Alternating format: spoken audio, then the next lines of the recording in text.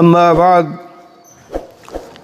أعوذ بالله من الشيطان الرجيم بسم الله الرحمن الرحيم سابقوا إلى مغفرة من ربكم وجنة عرضها كعرض السماء والأرض أعدت للذين آمنوا بالله ورسله ذلك فضل الله يؤتيه من يشاء والله ذو الفضل العظيم صدق اللہ مولانا العظیم۔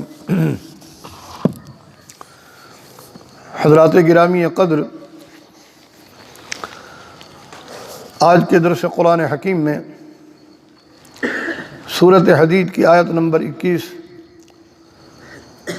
جو کہ آپ حضرات کے سامنے تلاوت کی گئی ہے، دعا فرمائیں کہ اللہ تبارک و تعالی اس آیت کریمہ کا مفہوم و معانی ہمیں دل کی اتھا گہرائیوں سے سمجھنے اور پھر اس پر کامل ایمان اور کامل یقین کے ساتھ عمل پیرا ہونے کی کامل توفیق نصیب فرمائے۔ اس آیت کریمہ میں اللہ تبارک و تعالی ارشاد فرماتے ہیں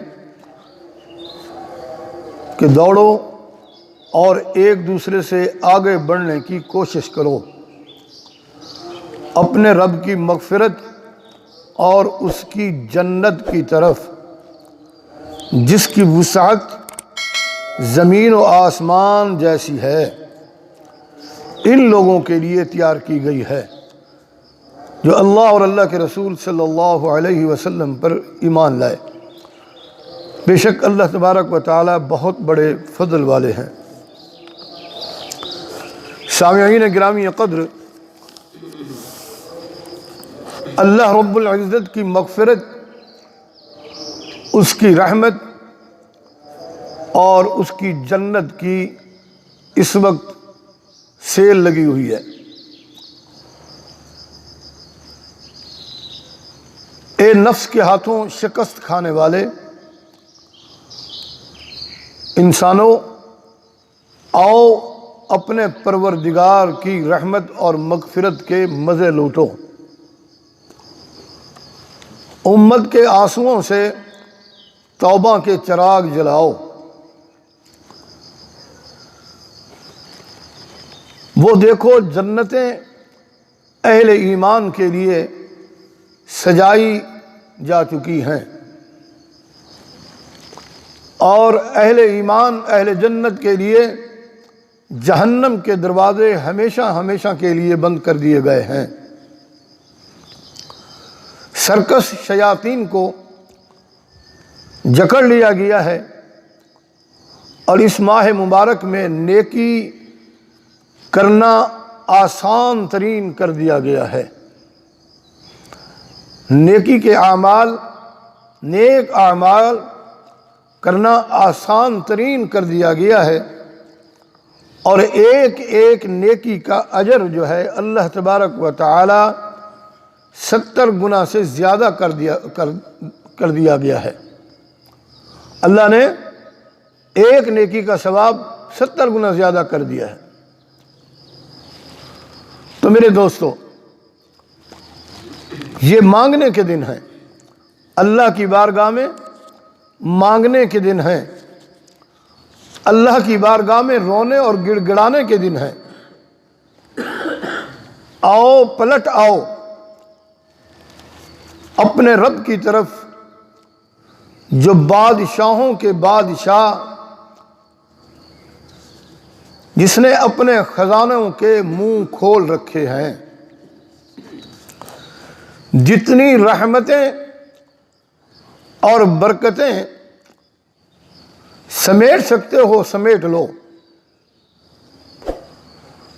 جناب نبی مکرم صلی اللہ علیہ وسلم نے فرمایا کہ رمضان المبارک میں اللہ تبارک و تعالی متوجہ ہوتا ہے،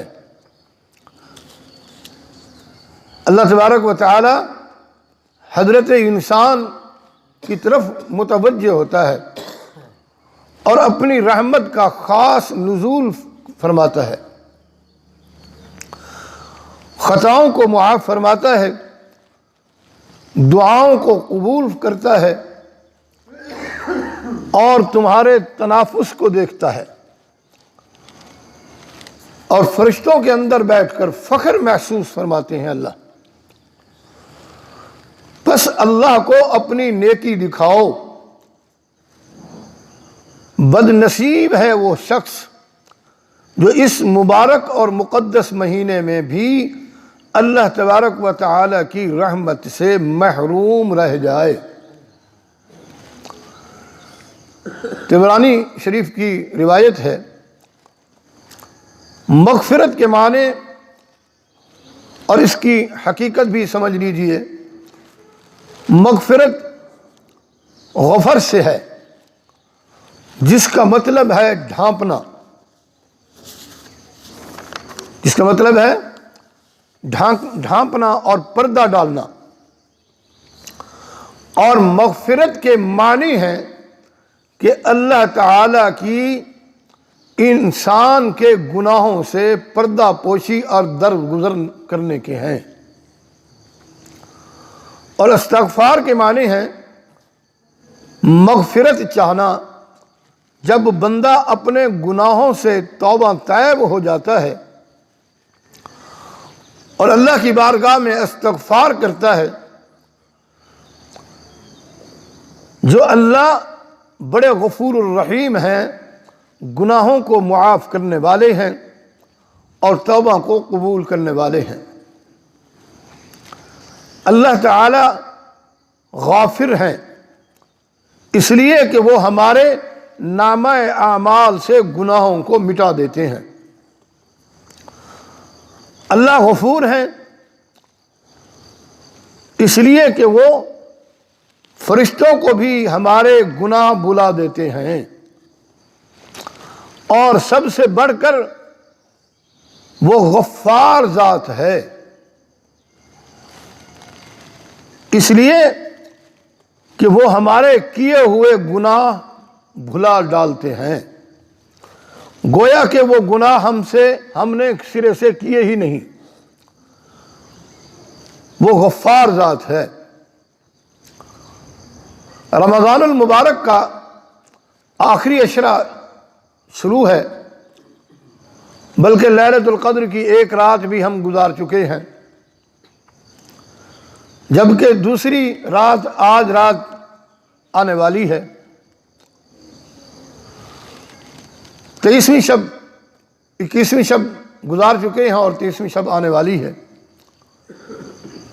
اس رات کی عبادت 1000 راتوں سے بھی افضل عبادت ہے۔